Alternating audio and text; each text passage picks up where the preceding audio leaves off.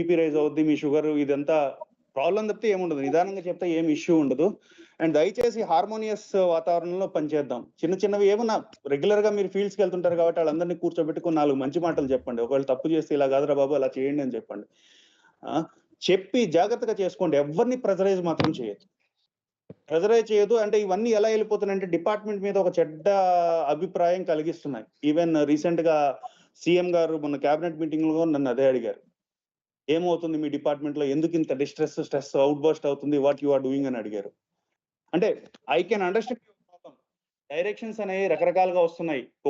కొన్ని directions MPDO ఇస్తారు, కొన్ని డైరెక్షన్స్ కలెక్టర్ ఇస్తారు, కొన్ని డైరెక్టర్ తహసీల్దార్, కొన్ని డైరెక్టర్ అగ్రికల్చర్ డిపార్ట్మెంట్ వాళ్ళు ఎవరెవరు ఇచ్చినా కానీ రీసెంట్ గా నేను ఒక ఆర్డర్ చూశాను.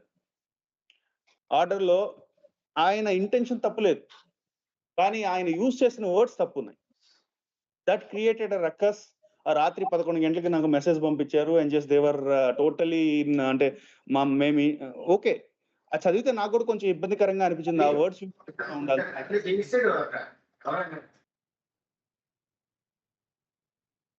ఆ వర్డ్స్ ఎలా ఉన్నాయంటే బాత్రూమ్ డ్యూటీస్ లాగా ఉన్నాయి. నియర్ టాయిలెట్స్ అది పెట్టకుండా టాయిలెట్స్ సరే okay, what ever it may be, అది ఇమీడియట్ గా కలెక్టర్ తో మాట్లాడి అటువంటి ఆర్డర్స్ విత్డ్రా చేయడం జరిగింది. దయచేసి మీరు అట్లీస్ట్ మీరందరూ కూడా మనకి ప్రతి ఒక్క దగ్గర 11 టైప్ ఆఫ్ ఫంక్షన్ 11 మంది అనట్లేదు, ప్రతి ఒక్క స్వర్ణగ్రామం స్వర్ణ వార్డు కార్యాలయంలో 11 లేక 10 టైప్ ఆఫ్ ఫంక్షనరీస్ ఉంటారు. కాబట్టి ఏ డిపార్ట్మెంట్ ఏదైనా ఇటువంటి ఆర్డర్స్ ఇచ్చినప్పుడు కొంచెం వెరిఫై చేయండి. ఏమన్నా అయితే వాళ్ళ కన్సర్న్ మీ లైన్ డిపార్ట్మెంట్స్ తో మాట్లాడేసి ఇటువంటి ఇష్యూస్ రానికుండా చూసుకోండి. అండ్ ఏమైనా కానీ మేబీ క్వాలిఫికేషన్ మనం మెన్షన్ చేసి ఉండొచ్చు, కానీ వచ్చిన పిల్లలు మాత్రం అందరూ highly qualified. Most of them are BTech, MTech ఇవేవో చేస్తున్నారు, పిహెచ్డీలు కూడా చేస్తున్నారు. వాళ్ళని ఎందుకు మనం ఇబ్బంది పెట్టడం? పని ఎలాగో తీసుకుంటున్నాం, మనం హ్యాపీగా ఒక హార్మోనియస్ వాతావరణంలో పని చేయించుకుందాం. అండ్ మెయిన్ మీరు ఫీల్డ్కి వెళ్ళినప్పుడు మాత్రం వాళ్ళతో కొంచెం కౌన్సిలింగ్ ఇవ్వండి. ఎస్పెషల్లీ ఎక్కడైతే 4, 5 అంతకంటే తక్కువ మంది ఉంటారో ఎస్జిఎస్డబ్ల్యూ ఎంప్లాయీస్, వాళ్ళతో మాట్లాడండి.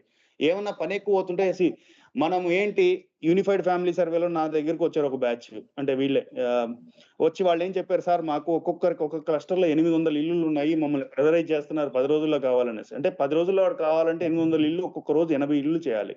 It's humanly impossible. చేయలేం, ఏమి చేయలేం. కానీ దానికి మనం చెప్పేది టైం ఎక్స్టెండ్ అవుతుంది. వాడు పర్ డే వాడు 10 చేయగలుగుతాడు, ఆ 10 చేయాలి. మనోళ్ళు ఏం చేస్తున్నారంటే ఆ 800 చూపించేసి అసలు పని చేయకుండా కూర్చుంటారు. నేను అదే చెప్పాను, 10 చేయండి, రోజుకు 10 చేయండి, ఈ కెపాసిటీ ప్రకారం మీరు చేయండి. ఎక్స్టెండ్ అయితే ఎవరైనా చూస్తారు, ఈ రోజు వీడు పని చేశాడా లేదా అని చూస్తారు, అంతేగాని వీడు ఇంత పని చేశాడని మాత్రం ఎవరు మెజర్ చేయట్లేదు. ఎవడైనా కానీ మనం పిండి కొలది రొట్టె, మనం మన శక్తి కొలతే మనం పని చేయగలుగుతాం, దానికంటే ఎక్కువ మనం పని చేయలేం.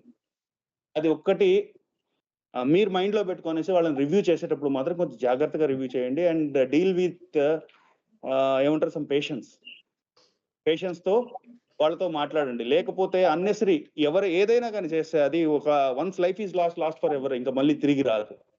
ఒక్కసారి గుర్తుపెట్టుకోండి మీరు.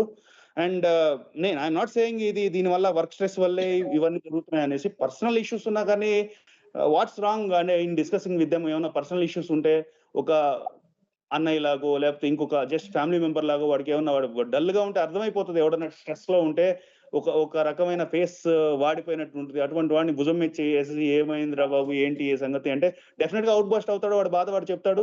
కొంచెం అంటే ఇక్కడ ఇవన్నీ కూడా సూసైడ్స్ అన్ని వాట్ ఐ ఫీల్ చెప్పుకోవడానికి ఎవరు లేక జరుగుతాయి.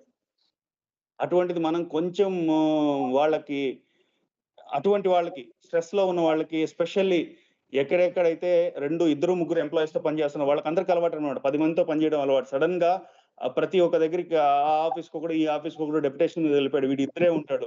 వీడికి ఒక పక్క ఫీలింగ్ ఉంటది, పక్క దాంట్లో అయితే 10 మంది పని చేస్తున్నారు, ఇక్కడ మేము ఇద్దరమే పని చేయాలనేసి. ప్లస్ ఇంట్లో సమస్యలు ఉంటాయి. ఇవన్నీ కూడా ట్రిగ్గర్ చేస్తాయి అంతే, అంతకంటే ఏం లేదు.